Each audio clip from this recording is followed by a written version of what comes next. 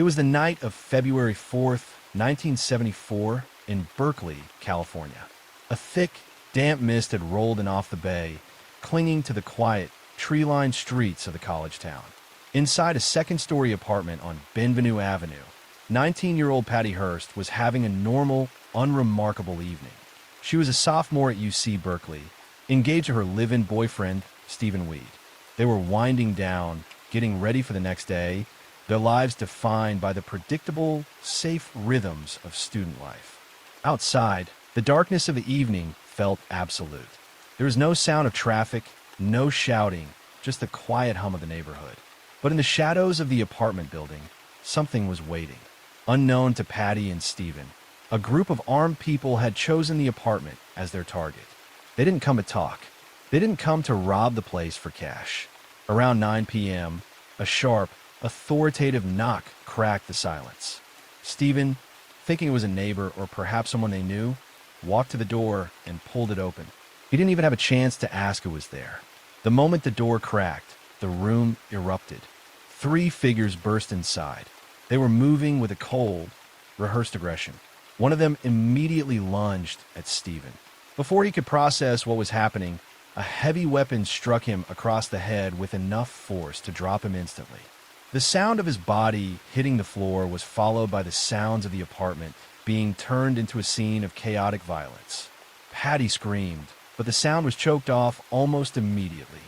The attackers grabbed her, not with the clumsy movements of common criminals, but with the ruthless efficiency of people who had carefully planned every step. She was shoved, dragged, and hauled toward the doorway. The struggle was violent, frantic, and over in seconds. The neighbors, hearing the commotion, looked out their windows, but it was too dark to see anything but a blur of motion.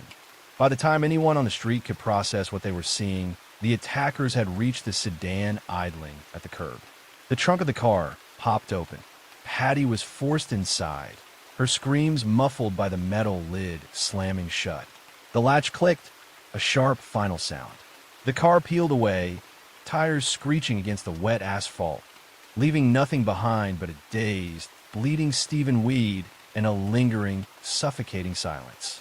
As the car vanished into the winding streets of Berkeley, Patty lay in the pitch-black darkness of the trunk, the metal vibrating with the speed of the vehicle. She had no idea where she was going.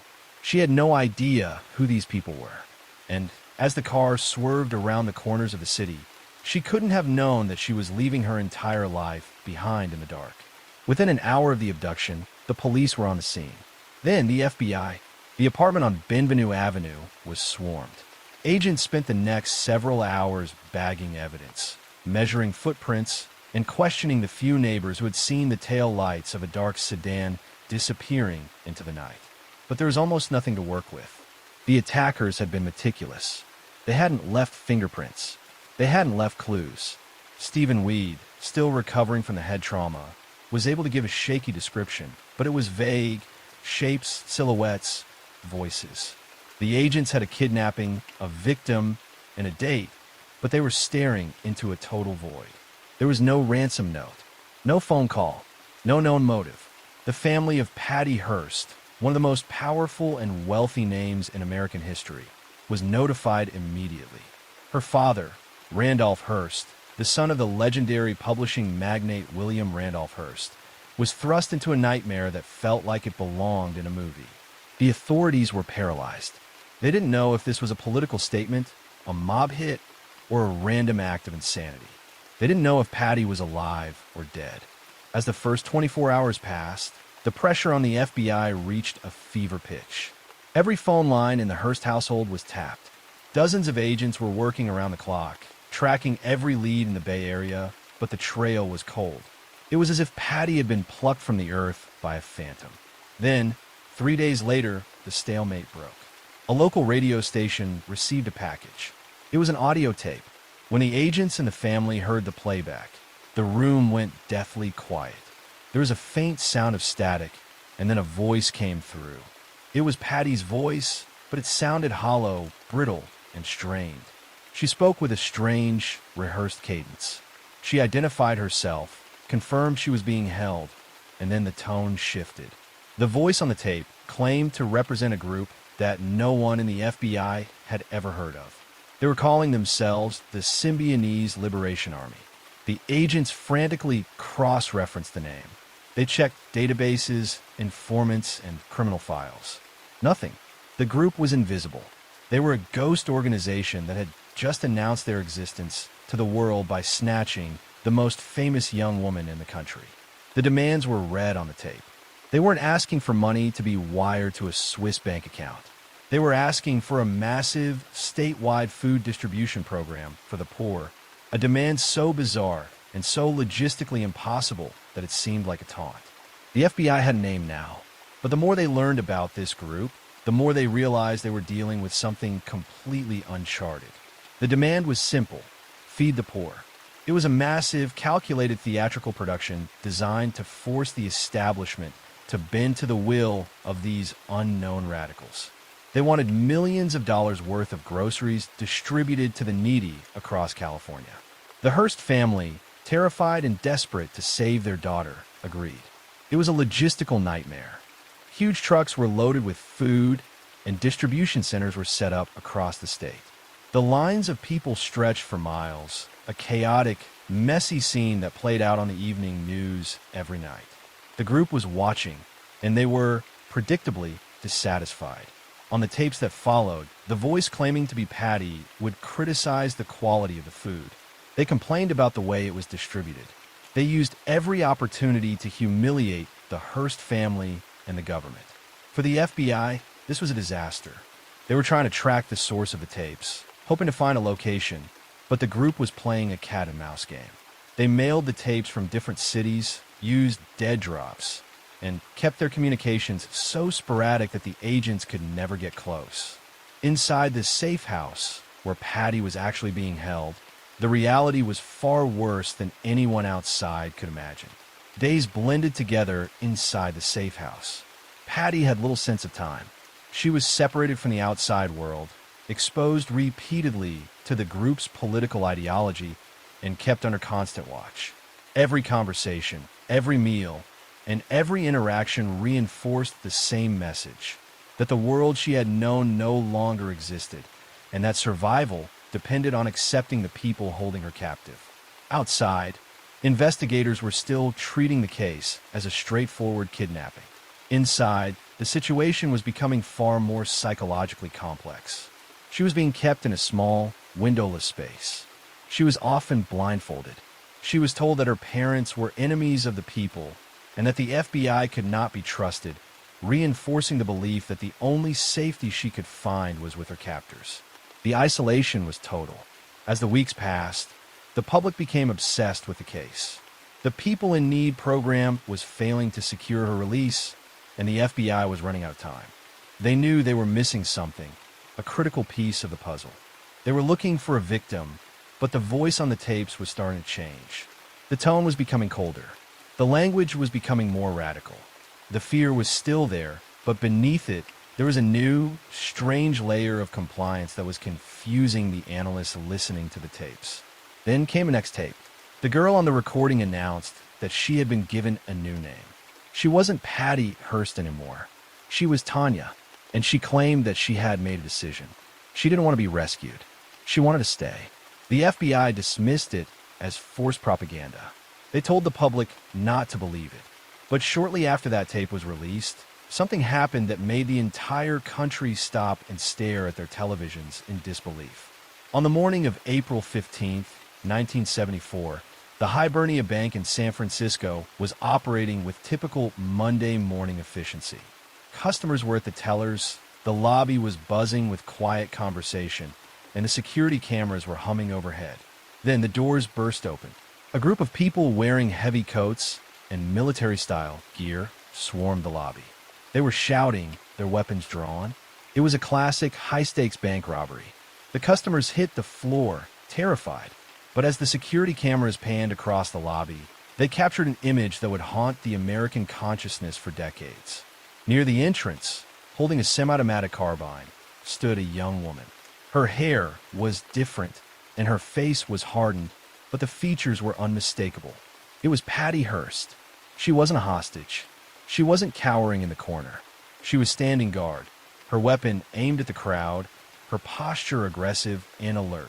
As the group moved through the bank, she was seen barking orders, using profanity, and coordinating with the other robbers. When the tape of the robbery was released to the public, the investigation hit a state of total paralyzed shock. The FBI had spent months hunting for a victim.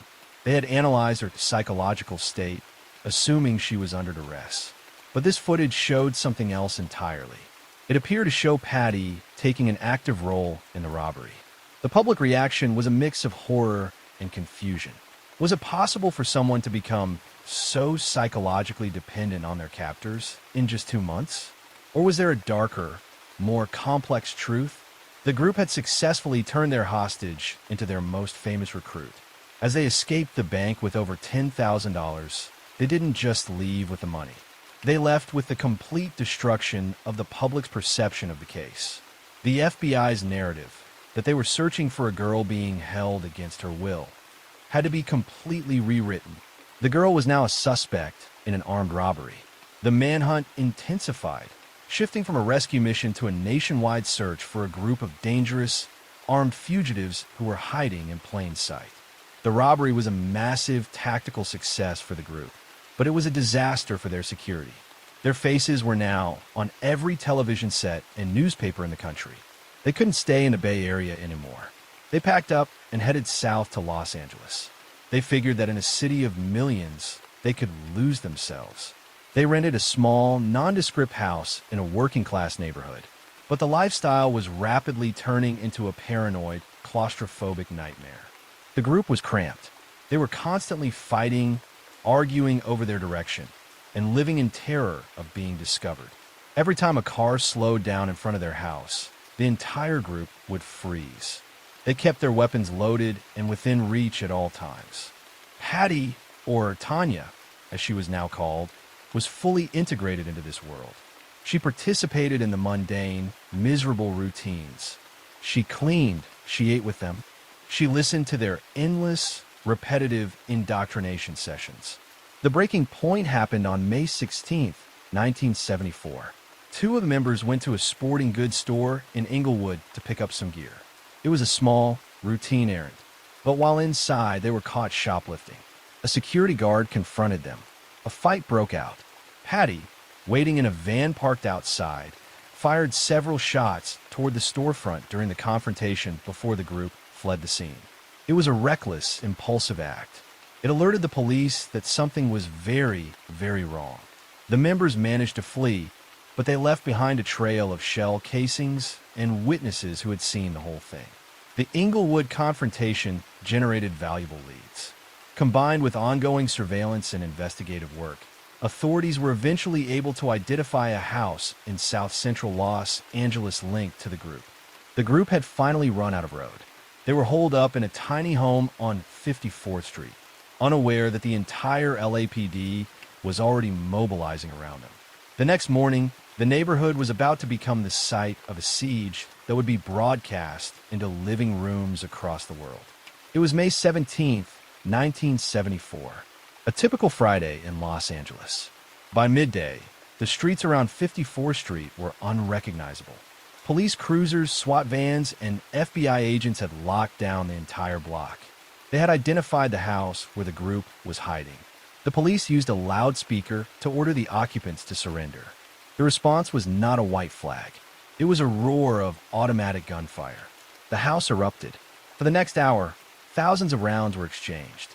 The sound was deafening, a continuous, mechanical drumroll of war.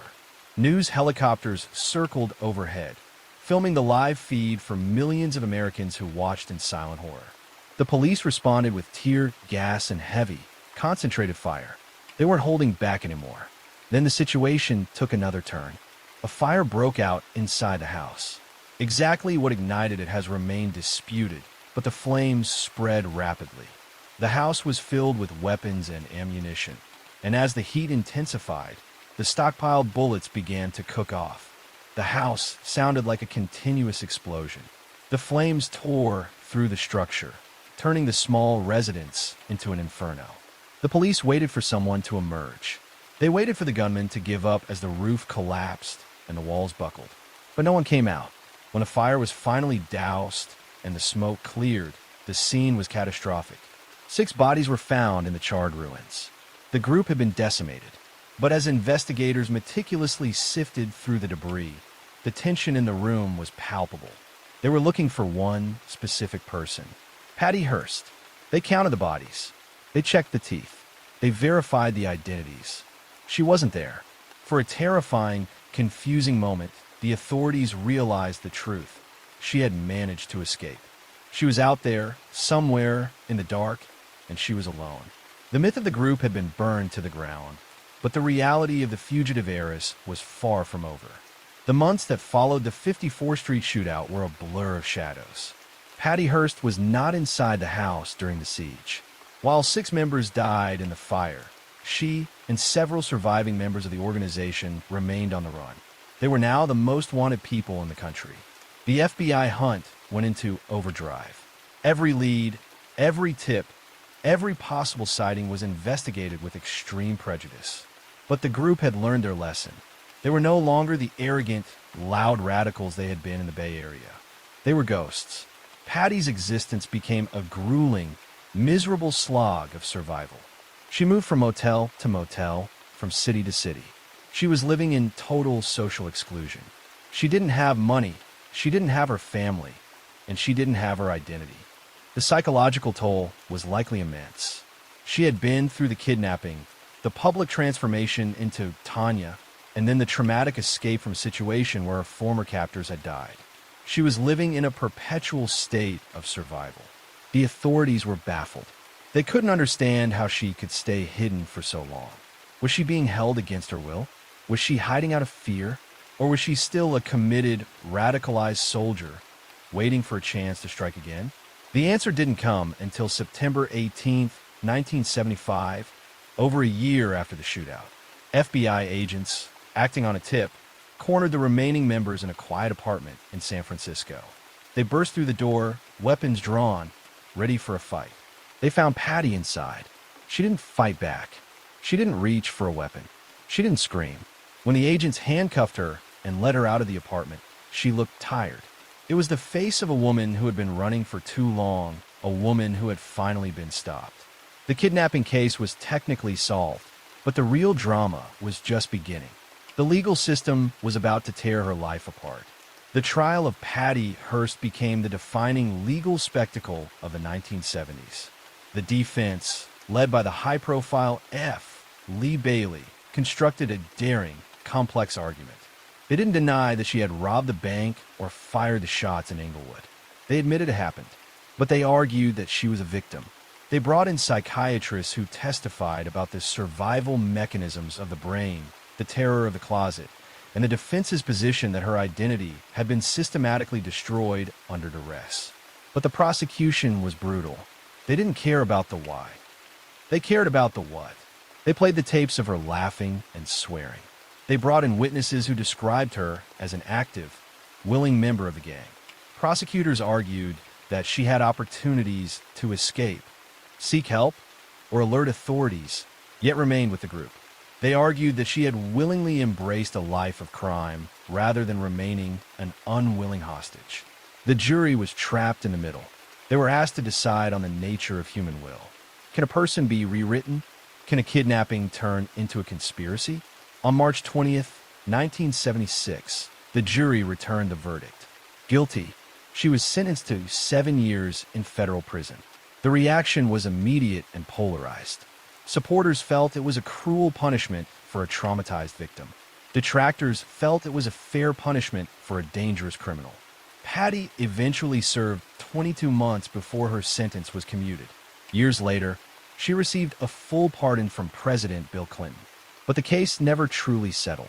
The photograph of Patty Hearst standing inside the Hibernia Bank with a rifle remains one of the defining images of the 1970s. Decades later, the case is still studied by historians, psychologists, and legal scholars because it raises questions that have never been fully answered about coercion, trauma, personal responsibility, and the limits of human behavior under extreme circumstances. It was June 27th, 1996, in Wilmington, Delaware. Anne-Marie Fahey, the 30-year-old scheduling secretary to Governor Tom Carper, was the kind of person who defined the word reliable. She was vibrant, deeply connected to her large, tight-knit family, and possessed a work ethic that kept the governor's office running like a clock. As a scheduler, she was the gatekeeper of the state's executive calendar, a role that demanded absolute precision, calm under pressure, and the ability to juggle competing demands with a smile. She handled the stress of politics with an innate grace, making her a beloved figure within the State House. But her reliability extended far beyond her desk. Her life was anchored by her family, specifically her siblings. And Marie and her sisters were inseparable, maintaining a level of daily contact that acted as a silent, unwavering safety net. They shared every detail of their lives, from the mundane to the significant, through a constant stream of phone calls and planned get-togethers. She had plans for the evening, a casual, routine dinner at her sister's home. It was the kind of unremarkable, comforting appointment she looked forward to after a long day of maneuvering around the governor's high-stakes schedule. And Marie was a creature of habit. Her friends and family knew exactly where she would be at any given hour. Her life followed a predictable, reassuring rhythm. Her routines were not just patterns. They were expressions of her character. She thrived on predictability and order, creating a life that was stable and secure. Even on days when her work demands stretched into the late hours, she never failed to touch base. She maintained a constant presence in her family's life, a consistent thread that wove through their daily existence. So, when she didn't show up for dinner, it wasn't just a concern, it was an immediate, visceral alarm bell. The absence of her familiar presence was jarring. She wasn't the type to forget an engagement or space out on a family commitment. When she failed to call, an act so profoundly out of character it seemed impossible, her family felt the floor drop out from under them. She didn't just miss a dinner. She missed the daily check-ins that defined her existence. Her sisters knew the rhythm of her life better than anyone, and this silence was deafening. To those who knew her, it was clear, and Marie simply did not vanish. There was no scenario where she would intentionally drop off the map. If she were alive, she would have called. The absence of that call was the most terrifying evidence of all. As the hours turned into days, the search for her became a massive, high-profile operation. The police began retracing her steps with a fine-tooth comb. They weren't looking for a runaway. They were looking for a victim. It didn't take long for the investigation to narrow its focus.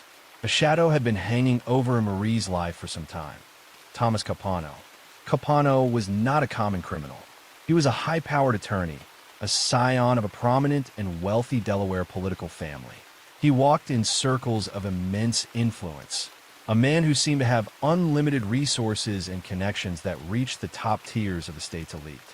He and Marie had been involved in a volatile, off-again, on-again affair, a secret relationship that was, by many accounts, beginning to weigh heavily on Marie.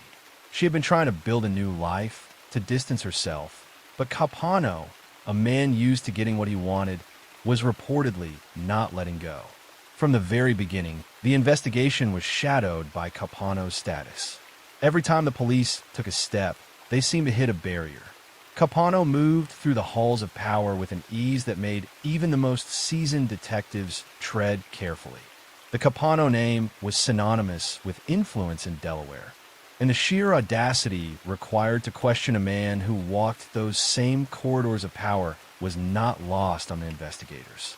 When he was finally brought in for questioning, he did not act like a man who feared the law.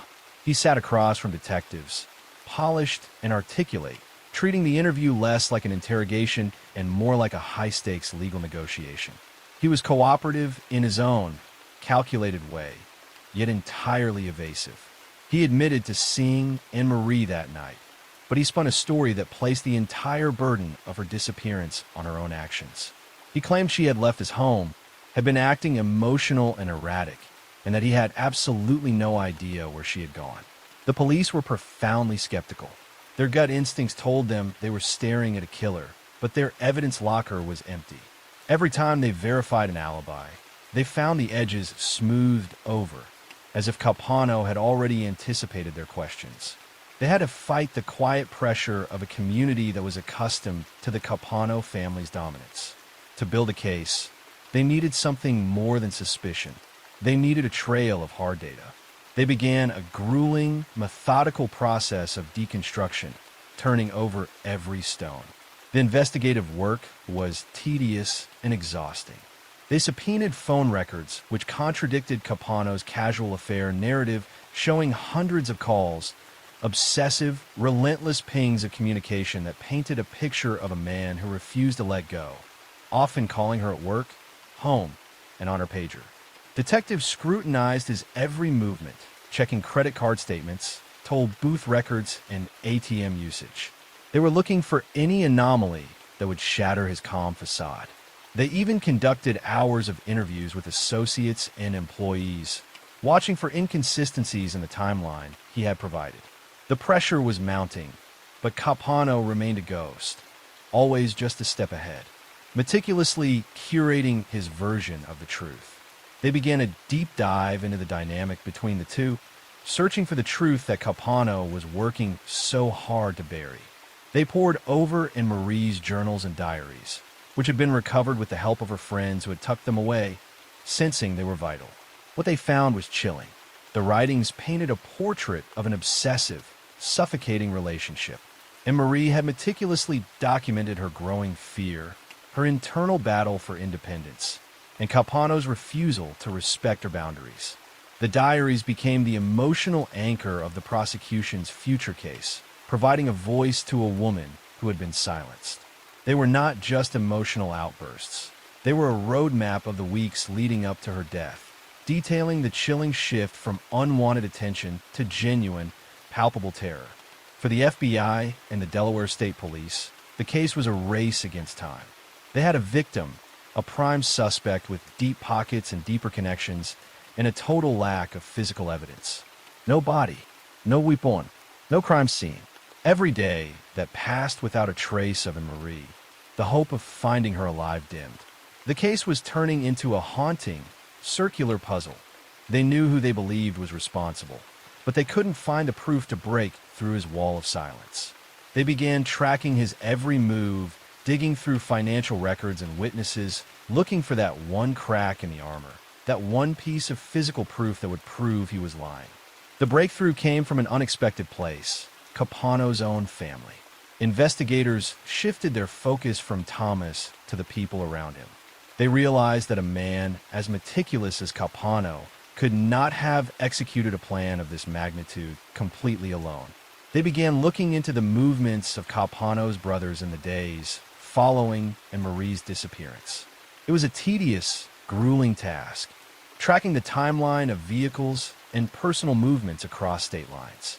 The detectives spent weeks cross-referencing gas receipts, credit card transactions, and security footage, searching for any inconsistency in the brothers' stories. The sheer scope of the investigation was designed to wear them down, to create a sense of inevitability that the truth would eventually be uncovered. The psychological pressure on the Capano family was mounting. Investigators weren't just pushing for facts. They were breaking the barrier that protected Thomas. They interviewed his brothers repeatedly, pressing them on the timeline, the logistics, and the secrets they might be hiding to protect their brother. They watched as the family cohesion began to fray under the strain of police scrutiny. The tension was palpable. Every question asked, every record requested, served to tighten the noose around the brothers, making the burden of their secret increasingly difficult to bear. Eventually, the investigators found their opening. They uncovered a bizarre, chilling sequence of events involving a large, heavy-duty cooler, a refrigerator-sized container that had been rented and then, according to records, disposed of in a highly suspicious manner. The discovery of this rental was a major tactical victory. It wasn't just a random item. It was a physical object that required deliberate effort to procure and transport. The sheer size of the item raised immediate, horrific questions about its purpose, suggesting a logistical premeditation that undermined any claim of a sudden or accidental death. The detectives leaned hard on the brothers, presenting them with the hard evidence of the rental. They made it clear that loyalty to a brother was quickly becoming complicity in a murder. The fear of prison, combined with the crushing guilt of knowing what had likely occurred, began to erode the wall of silence. Jerry Capano, one of the brothers, eventually cracked. Jerry provided the investigators with a statement that would change the trajectory of the entire case. He claimed that Thomas had come to him, frantic and desperate, and asked for help disposing of a heavy container. He alleged that he had helped his brother drive to a remote location, rent a boat, and dump the cooler off the coast of New Jersey, miles out into the Atlantic. The horror of the admission was twofold. First, the act itself, cold, mechanical, and premeditated. Second, the revelation of the cover-up. Jerry didn't explicitly say what was inside, but he didn't have to. The implication was nauseating. Thomas had acted with a terrifying, cold sense of urgency, viewing his own brother as an accomplice in a disposal operation. When the news of the ocean disposal reached the public, the investigation became a grim search and recovery operation.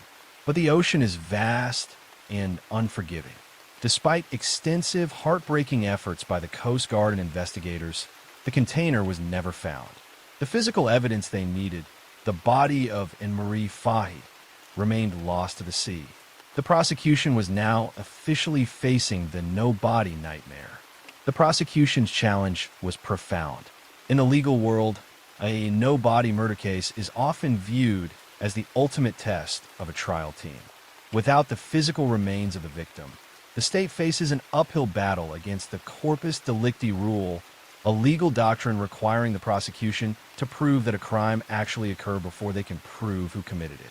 Without a body to provide a cause or time of death, the defense is often free to weave alternative, plausible narratives, suggesting the victim might still be alive or that her disappearance was voluntary. To overcome this, the prosecution had to move beyond the search for a singular smoking gun and instead build an inescapable, airtight web of circumstantial evidence. They had to paint a picture of a man who believed he was so far above the law that he could simply erase a human life. The prosecutors had to connect the dots in a way the jury couldn't ignore, transforming hundreds of disparate, small facts, phone logs, rental agreements, credit card pings, and diary entries, into a single, unbreakable rope that led directly to Capano. It was an intellectual and strategic game of cat and mouse. They introduced Anne-Marie's personal diaries, the most powerful tool in their arsenal, which detailed her growing fear and her desperate attempts to sever ties with him. They brought in witnesses who testified to Capano's chilling behavior in the days following the disappearance. His apparent lack of concern, his attempts to manipulate the narrative among friends, and his laser-like focus on protecting his reputation above all else. The prosecutors, led by a team determined to see justice for Anne-Marie, had to prove that the totality of the circumstances pointed to only one logical conclusion: murder. They walked the jury through the timeline, the phone calls, the rental of the boat, and the testimony of his brother. They had to show that every single thread, no matter how small, tied back to the defendant. It was a trial about power, obsession, and the limits of a privileged man's ability to hide his darkest actions behind a wall of arrogance. They knew they didn't have the smoking gun of a body, so they had to turn the evidence of his behavior, his lies, his concealment, and his cold-blooded planning into the weapon that proved his guilt. By focusing on the consistency of the evidence, they essentially forced the jury to see that the only reasonable explanation for the collection of events was a deliberate, calculated homicide. The trial stretched on for weeks, filled with explosive testimony and relentless legal maneuvering. The courtroom atmosphere was electric, heavy with the weight of the missing woman and the cold demeanor of the man on trial. But the most dramatic, jaw-dropping moment arrived when Thomas Capano himself took the stand. The courtroom became a theater of high-stakes confrontation. As Capano, a man who had commanded Delaware's corridors of power for decades, stepped into the witness box, the air in the room seemed to vanish. He was polished, articulate, and disturbingly calm. He didn't look like a man facing the ultimate consequence. He looked like a man explaining a tragedy he hadn't sought. He spun his narrative with the skill of a seasoned attorney. He claimed that Anne-Marie had arrived at his home, where she was accidentally shot during what he described as a heated argument involving his former mistress, Diane Medina. He insisted that he had played no part in the shooting, but in a state of panic, he had disposed of her body to protect his reputation and his family. It was a desperate, calculated attempt to shift the narrative. By pointing the finger at his former mistress, he tried to cast himself not as a murderer, but as a terrified victim of a horrible, unforeseen circumstance. The prosecution's cross-examination was surgical. They dismantled his story piece by piece. They didn't just challenge his facts. They dismantled his reality. They didn't have to raise their voices. They simply laid out the logistical impossibilities, the lack of any physical evidence for Medina's presence, and the chilling, cold-blooded efficiency with which he had rented the boat and disposed of the cooler. They forced him to own the callousness of his actions, contrasting his claimed panic with the deliberate, careful planning of a man who was, above all, protecting his own reputation. They argued it was a calculated, cold-blooded lie, a final attempt to excuse an intentional, premeditated murder. For the jury, this was the ultimate test. They weren't just deciding on guilt. They were deciding if they could see past the sophisticated lie of a man who had mastered the art of manipulation. They spent agonizing days in the deliberation room, constantly weighing the sheer weight of the circumstantial evidence, the diaries, the brother's confession, the rental records, against the singular, haunting what-if of Capano's story. It was a battle between the cold, hard facts of a logistical plan and the desperate narrative of an accidental death. They weighed the diaries against his testimony.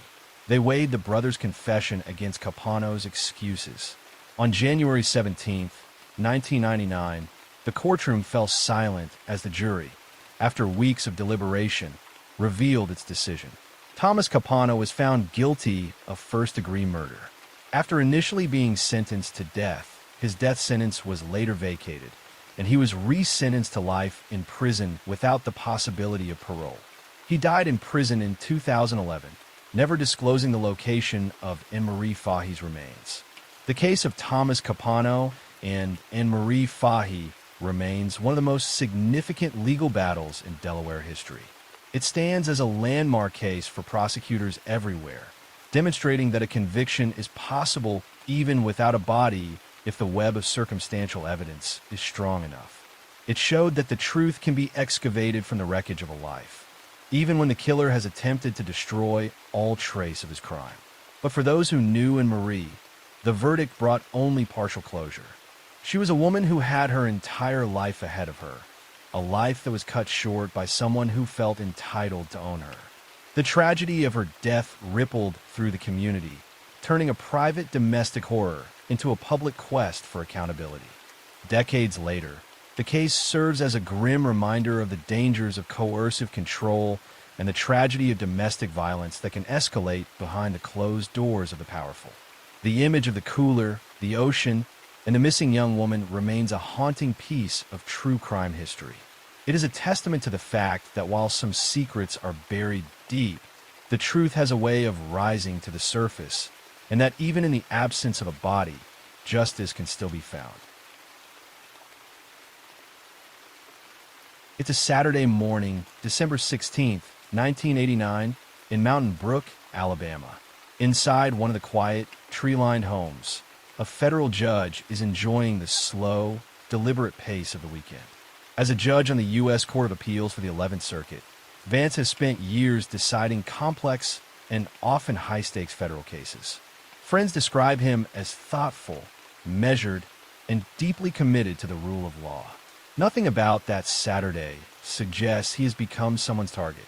After finishing a few chores outside, he steps back into the house, probably expecting nothing more exciting than a quiet lunch with his wife.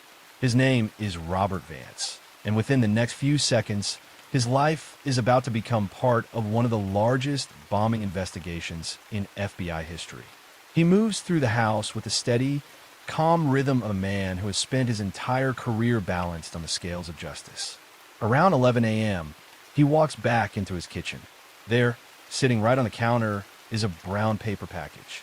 It's unremarkable. It looks like the kind of routine parcel that might arrive on anyone's doorstep. Maybe a holiday gift, maybe a misplaced delivery. There's nothing to indicate that it's anything other than an ordinary item. There's no strange smell, no ticking, no reason for a man of his standing to hesitate. He walks over. He picks it up. He begins to undo the wrapping. In a fraction of a second, the quiet Saturday morning disappears.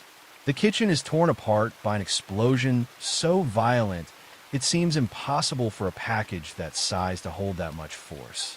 It isn't an accident. It isn't a gas leak. Whatever this was, it had been planned.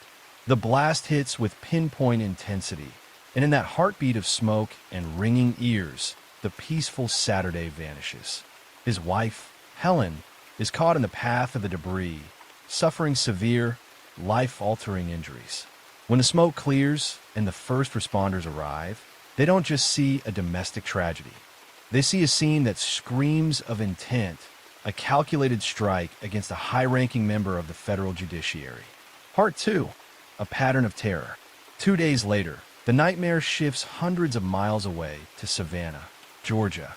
An attorney named Robert E. Robinson is in his office, attending to his work. A package, wrapped in that same unassuming brown paper, sits on his desk. Just like the one in Alabama, it's designed to be opened. Just like the one in Alabama, it is waiting. The moment Robinson manipulates the package, the office is rocked by a blast that mimics the violence of the Alabama scene. He is killed instantly. Until Robinson's package exploded, investigators still had to consider whether Judge Vance had been singled out for some personal reason. But when a second, nearly identical bomb detonated hundreds of miles away, that theory collapsed almost instantly. The similarities were too precise to ignore. Someone wasn't just targeting individuals. Someone was targeting institutions. The FBI's bomb experts immediately recognized the terrifying link. The device that killed Robinson was nearly identical in construction to the one that killed Judge Vance.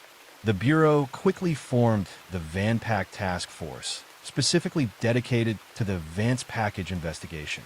Because these lethal items were being delivered through the U.S. mail, postal inspectors were brought in, their expertise in mail delivery patterns becoming crucial. Suddenly, judges, lawyers, and federal employees across the Southeast were effectively under house arrest in their own offices. The order went out: stop opening your mail.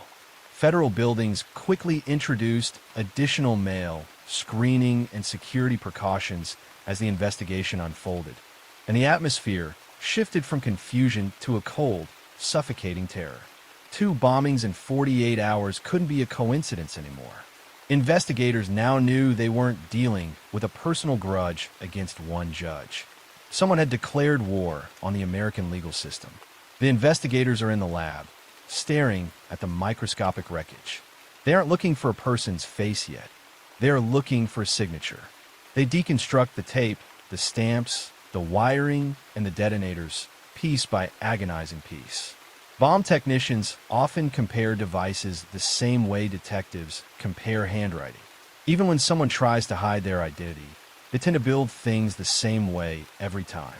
Certain cuts, specific welds, wiring patterns, and even assembly habits become ingrained. It is almost impossible for a builder to abandon their own technical fingerprint. Most pipe bombs are built with off-the-shelf hardware store parts, standard metal pipes, and store-bought screw caps. But these bombs are different. The builder had used custom-welded metal plates to seal the ends, a highly specific and deliberate fabrication. This was a mark of a person with the skill to machine their own parts, someone who didn't just assemble bombs but created them. The bomb technicians begin searching through thousands of older case files, looking for a match for this construction method. It is a massive, exhausting task. They're digging through nearly 2 decades of records, searching for a single, small detail that matches the signature of these new devices. Then, a veteran FBI bomb expert looks at the twisted, scorched remains of those end caps. He feels a strange, cold flicker of recognition. He's seen this design before. He remembers a case from 17 years earlier, a pipe bomb incident that had been just as precise, just as dangerous. He verifies the old files. The construction, the specific welded metal plates, it's an exact match. He tracks the name, Walter Leroy Moody Jr. The name ripples through the task force. Investigators immediately begin rebuilding Walter Leroy Moody Jr.'s life from the ground up. They examine his past, his purchases, his associates, and every place he'd lived over the previous 2 decades. As he quickly becomes their primary suspect, the challenge shifts. Finding Moody wasn't difficult. Proving he was the man behind the bombs was. Moody was meticulous. He lived his life like a man who expected a knock on the door at any second. There were no fingerprints on the mailers, no stray hairs, no DNA left behind. The FBI realized they weren't going to get a confession or a witness. They had to build a case out of thin air to prove that the person who built a bomb in 1972 was the same person who mailed death to a judge's doorstep in 1989. The task force, dubbed Vanpack, had taken over a massive space, covering the walls with maps of the Southeast and timelines that spanned decades. The agents didn't just have to build a case. They had to rebuild the crime scene from ash. In the lab, the work was grueling. It was one of the most painstaking forensic puzzles the investigators had ever faced. Technicians spent weeks under high-powered lenses, cataloging thousands of fragments. They meticulously sorted through every scrap of metal, every strand of wire, and every sliver of tape, hoping to find a manufacturing mark or a retail origin. Agents compared bomb components with commercially available materials, reviewed purchase records where possible, and worked with postal inspectors to trace the package's origins through thousands of potential mail routes. Beyond the lab, the investigative grind was relentless. Agents cross-referenced thousands of hardware store receipts and manufacturing logs, looking for any evidence of a specific, non-standard component purchase. They conducted interviews with former associates, neighbors, and landlords, trying to sketch out a life lived almost entirely in the shadows. Weeks turned into months. Leads dried up almost as quickly as they appeared. Every promising clue seemed to end with another empty notebook page. But investigators refused to abandon the assumption that somewhere, buried beneath thousands of ordinary records, Moody had left behind one mistake. Building a case this way meant they couldn't rely on a smoking gun confession. Instead, they had to weave a complex web of circumstantial evidence. A paper trail of bitterness, a record of specific materials, a timeline of movements that would stand up to the highest level of legal scrutiny. It was an intellectual battle, requiring them to prove intent and capability without ever witnessing the actual act of construction. The surveillance was relentless. Investigators knew they couldn't afford to move too early and risk compromising the case. But every day they waited carried another possibility. If Moody had mailed additional bombs, someone else could become the next victim. They believed that sooner or later, Moody would make a mistake. Prosecutors later argued that the bomb sent to the NAACP office wasn't motivated by political ideology. Instead, they believed Moody intended to frame the Ku Klux Klan and divert investigators. It was a calculated attempt to send law enforcement in the wrong direction while he remained hidden. He thought he was invisible, a ghost in the system. And as the months dragged on, the tension inside the FBI task force continued to build. They were waiting for the final piece to fall into place. By 1991, Walter Leroy Moody Jr. was sitting in a federal courtroom. He was a man who truly believed he had outsmarted the entire American government. For weeks, the prosecution worked to dismantle his facade, bringing out the fragments of the pipe bombs and reassembling them like a gruesome puzzle to show the jury that every single piece of this nightmare led back to one man. By the time prosecutors finished presenting their case, the jury wasn't looking for one singular cinematic smoking gun. Instead, they were looking at hundreds of individual facts that all pointed in the same direction. Alone, many of those details, a purchase here, a travel record there, might have seemed insignificant. Together, however, they painted a picture that was difficult to ignore. They weren't just proving Moody built a bomb. They were proving he had built a lifelong campaign of resentment, and that he was the only person with the motive and the specific technical knowledge to carry out this level of destruction. During the trial, prosecutors finally explained what they believed had motivated Moody. In 1972, Walter Leroy Moody Jr. had been convicted of possessing a pipe bomb. That single conviction had effectively destroyed his dream of becoming a lawyer. For nearly 2 decades, he had stewed in that resentment. He believed the legal system, specifically that court, had stolen his life, had denied him his status, and had pushed him into the shadows. He didn't just disagree with the law. He viewed the judiciary as a personal enemy. He wanted revenge against the legal system he believed had ruined his life. The jury found him guilty on all 71 counts. The sentence left no room for hope of release. 7 life terms, plus an additional 400 years in prison. He sat on death row for 27 years, filing endless appeals, insisting until the very end that he was the victim of a government conspiracy. In 2018, the state of Alabama carried out the sentence. Walter Leroy Moody Jr. was executed. Imagine walking into your kitchen, seeing a package sitting on the counter, and never giving a second thought. That's exactly what Judge Robert Vance did that December morning. He had no reason to believe someone had turned an ordinary cardboard box into a weapon. The attacks led to significant changes in how suspicious mail was handled at courthouses and other federal facilities. Today, a package that once might have been opened without a second thought is far more likely to be treated with caution. Sometimes history changes because of a courtroom decision.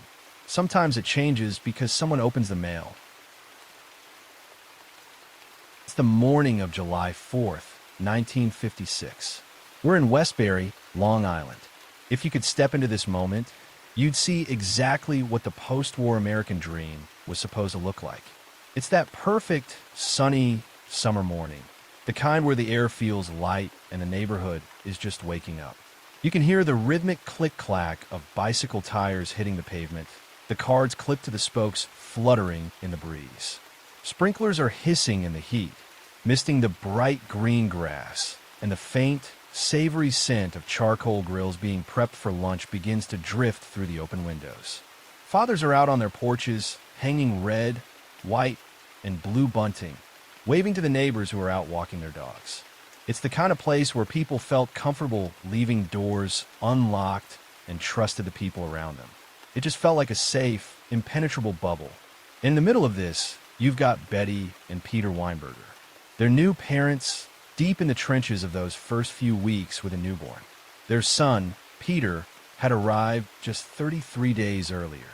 Betty is finally finding her rhythm. She's spending her mornings chatting with neighbors over the fence, and friends are constantly dropping by with casseroles and advice.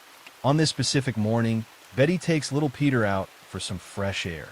She's got this beautiful, traditional white wicker stroller. She adjusts the blankets, making sure the sun isn't hitting his face. She places the carriage outside the front of the house, heads inside for just a few minutes to knock out a quick chore, and that's it. When she walks back out, the morning sun is still hitting the front of the house the exact same way.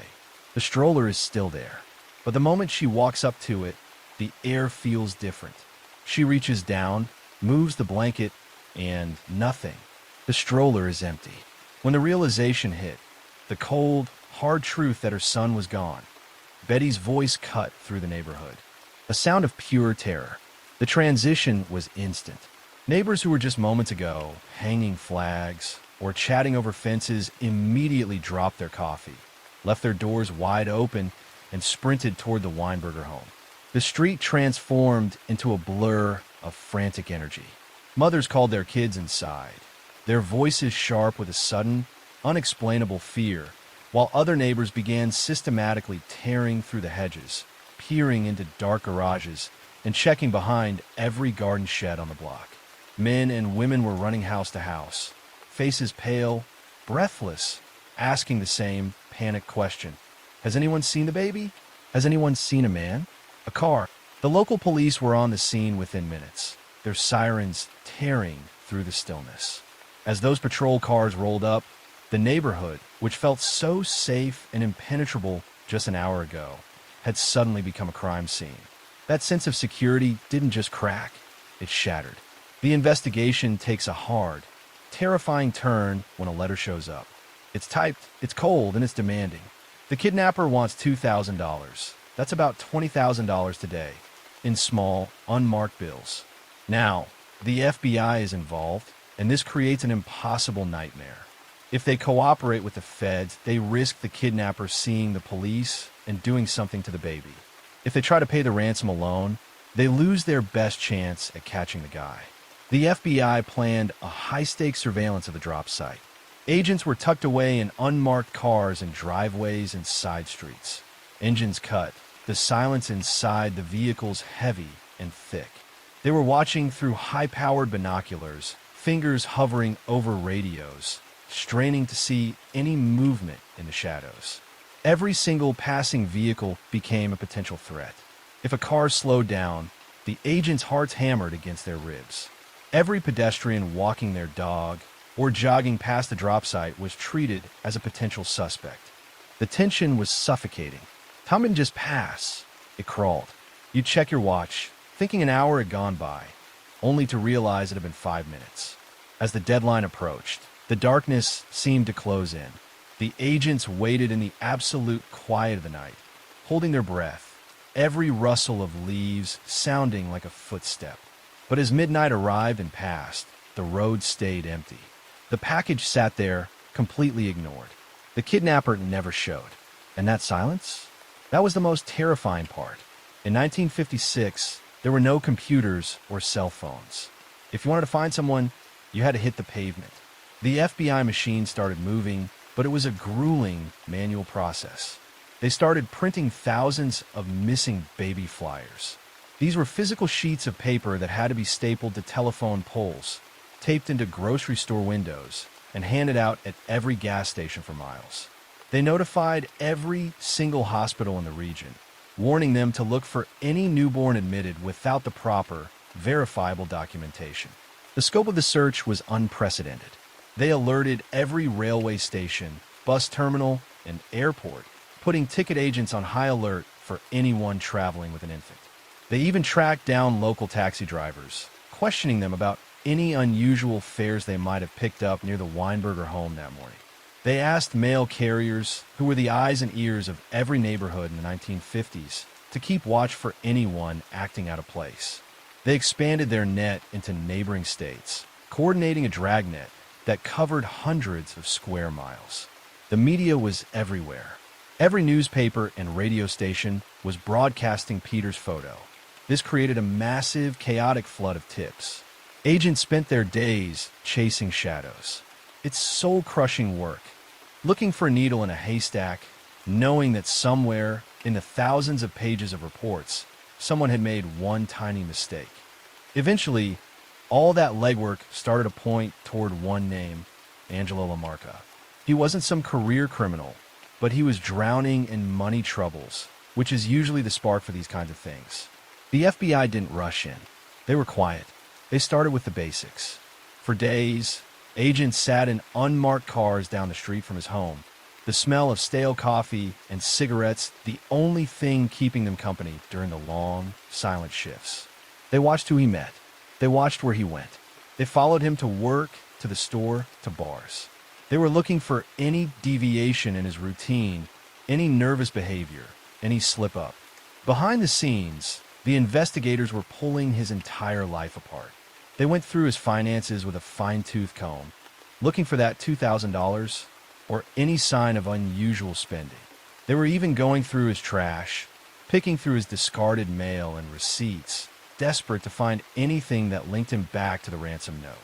They interviewed his friends, his family, and his co-workers, carefully asking about his personality, his debts, his moods, trying to see if the man they knew could possibly be the monster who took a baby from a stroller. Forensic experts examined the wording, formatting, and physical characteristics of the typed ransom note. Agents scrutinized the paper and the stamps.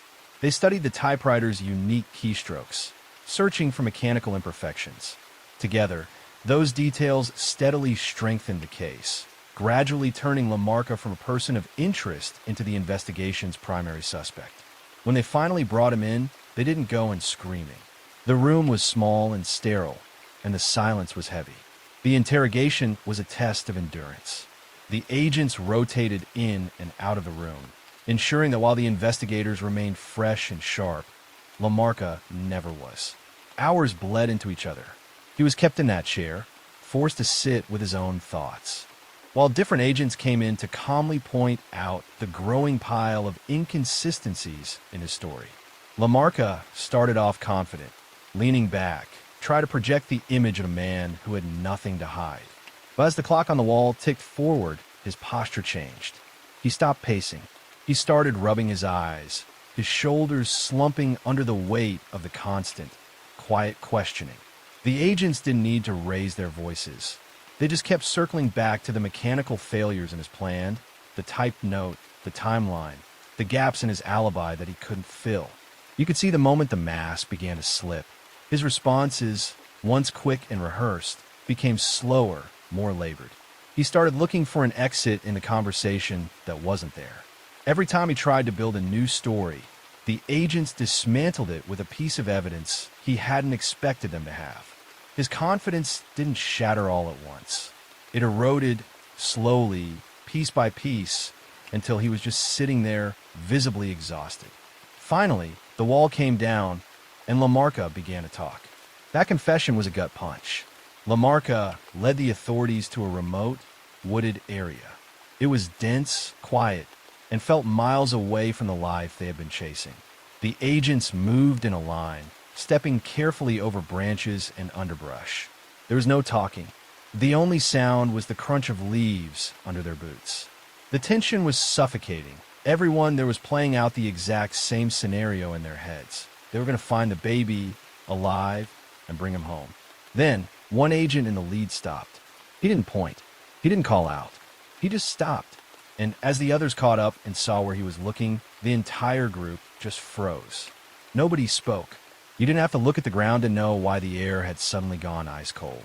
That slim, fragile hope they'd been clinging to, the hope that they'd be running to grab a crying baby, was gone. According to his confession, he panicked almost immediately after the kidnapping. As news of the massive search spread, he abandoned Peter in the woods instead of carrying out the ransom plan. He just panicked and walked away. The trial drew national attention. The evidence against Angelo Lamarca was overwhelming, and the jury quickly found him guilty of kidnapping and murder. In 1958, Lamarca was executed in New York's electric chair. Legally, the case was over. But for the Weinberger family, no sentence could erase the loss of a baby who had lived only 33 days. The case also changed the FBI. Investigators used the lessons learned from Peter's kidnapping to strengthen how child abduction cases were handled, placing greater emphasis on rapid coordination and treating every minute as critical. Nearly 70 years later, the image that remains isn't the courtroom or the execution. It's a white wicker baby carriage sitting quietly outside a suburban home on a warm July morning.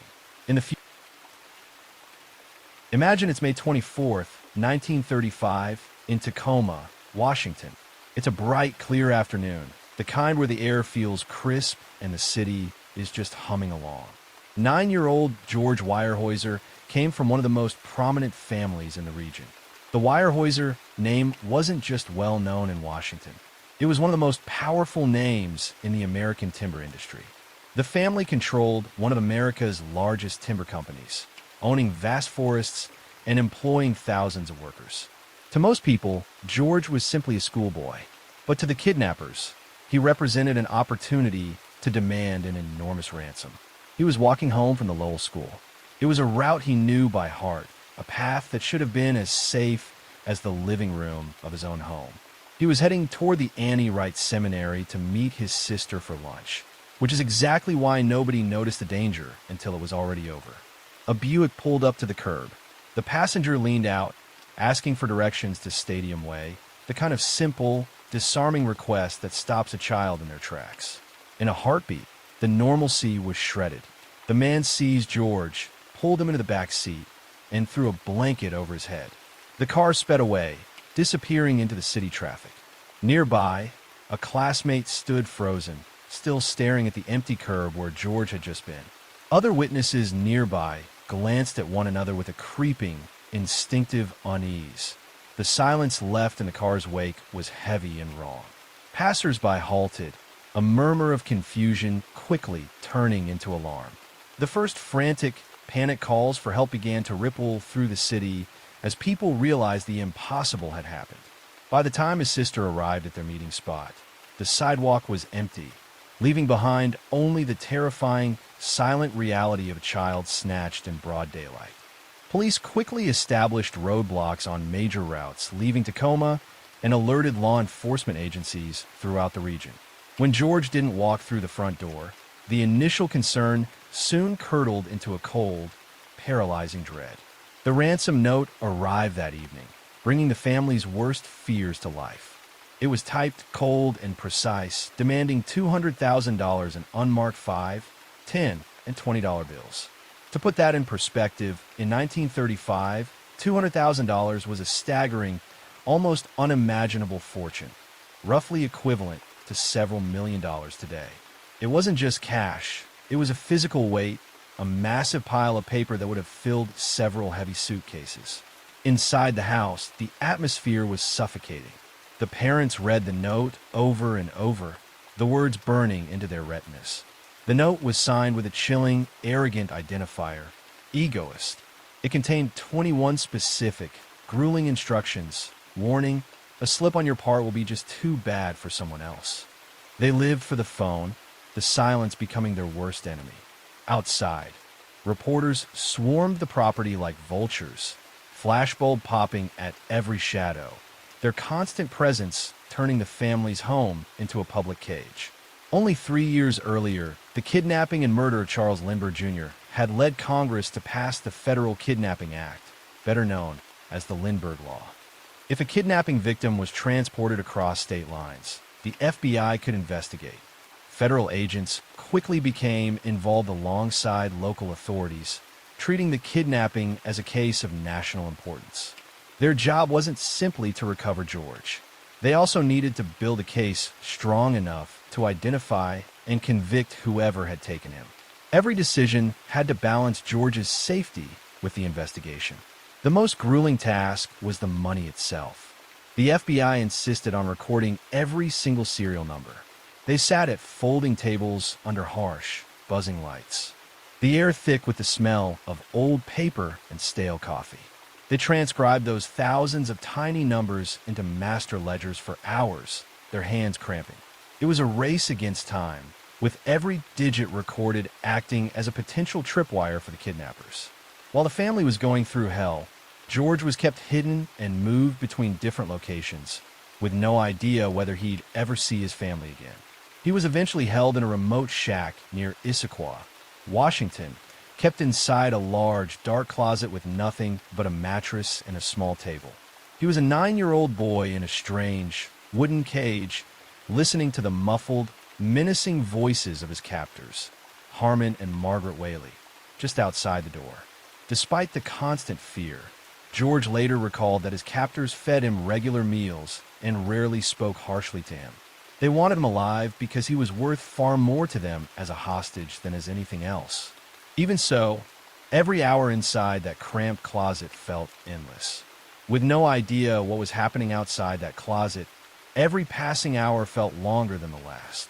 He had no way of knowing whether his parents had received the ransom demand or whether anyone even knew where to begin looking. Outside, the search began to snowball into an operation the scale of which had rarely been seen in American history.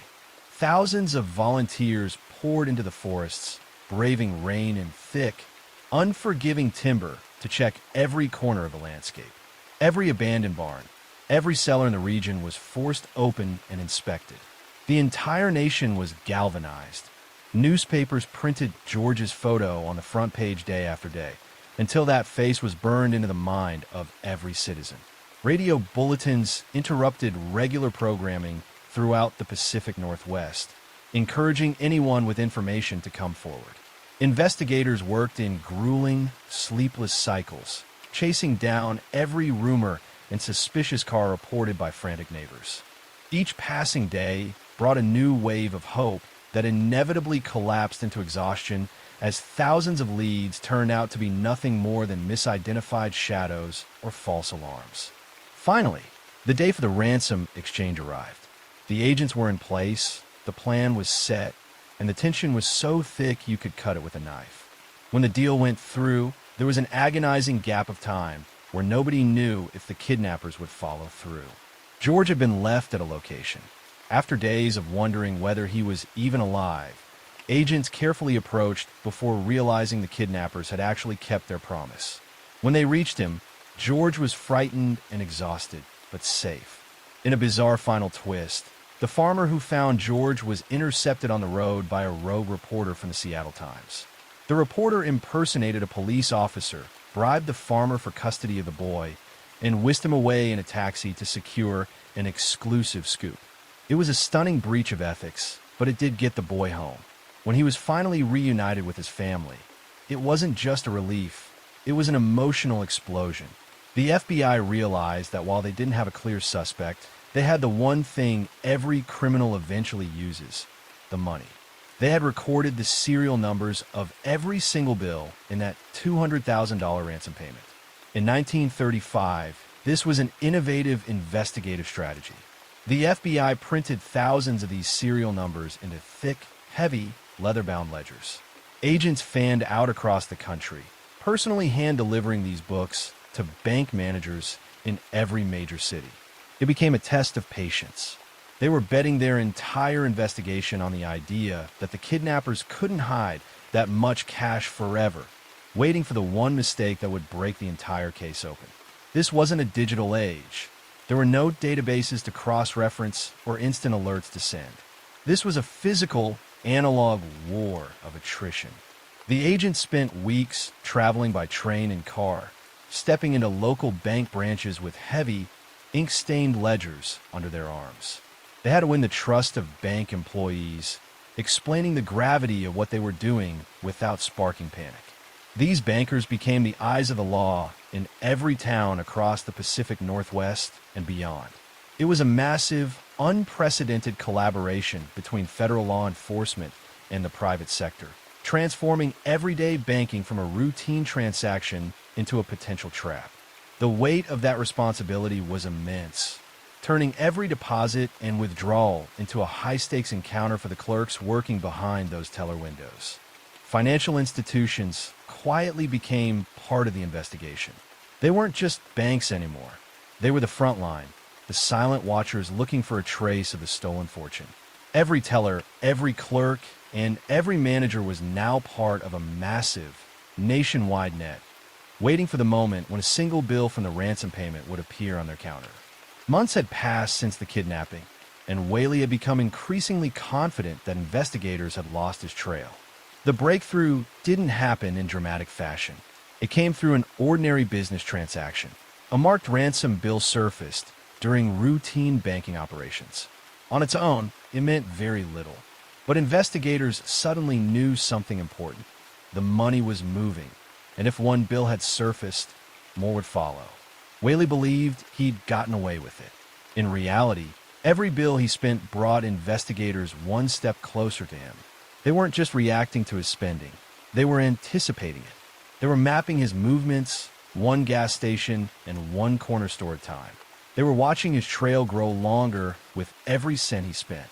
The FBI hadn't spent those months standing still. They had quietly built a case piece by piece. When the warrants were finally signed, agents moved in with carefully coordinated precision. Simultaneous raids were executed across multiple locations. There was no room for error. Agents swarmed the residences, weapons drawn, the air thick with shouted commands. The suspects were caught completely off balance, their arrogance replaced by the cold reality of handcuffs. The searches were exhaustive. Agents peeled back baseboards and pried open floorboards, desperate for the one piece of physical evidence that would seal the case. Then they found it, bundles of cash, meticulously hidden, still holding the exact serial numbers they had transcribed months ago. The money was the smoking gun. The interrogations were relentless. Separated and kept in isolation, the Weyerhaeusers were confronted not just with the evidence of their crime, but with the overwhelming reality that their own greed had paved the road to prison. As the investigation unfolded, evidence increasingly pointed beyond the Weyerhaeusers. Mahan had previously worked for the Weyerhaeuser Company, giving him valuable knowledge of the family's wealth and prominence, while the Whaleys carried out key parts of the kidnapping. As investigators gathered more evidence, Mahan's role in the conspiracy became increasingly clear. The convictions brought one of the most closely watched kidnapping investigations in the country to a close. The case demonstrated how coordinated federal investigations, careful financial tracking, and patient detective work could succeed where traditional policing alone often could not. George Weyerhaeuser lived a remarkable life. He built a successful career in the timber industry, raised a family, and spent decades avoiding the spotlight. Although the ordeal remained part of his history, it never became the story of his life. The impact of his case on law enforcement was even more profound. The Weyerhaeuser case essentially stress-tested the Lindbergh Law, proving to the nation that the FBI possessed the jurisdictional teeth to hunt kidnappers across state lines.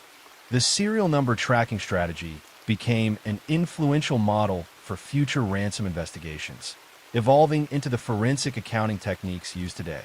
The case continues to be cited as one of the FBI's landmark kidnapping investigations, but perhaps the most remarkable part of this story isn't the investigation or the ransom money. It's the story of a 9-year-old boy who left school expecting an ordinary afternoon, survived one of the most famous kidnappings in American history, went on to live a full life, and refused to let 5 terrifying days define everything that came after.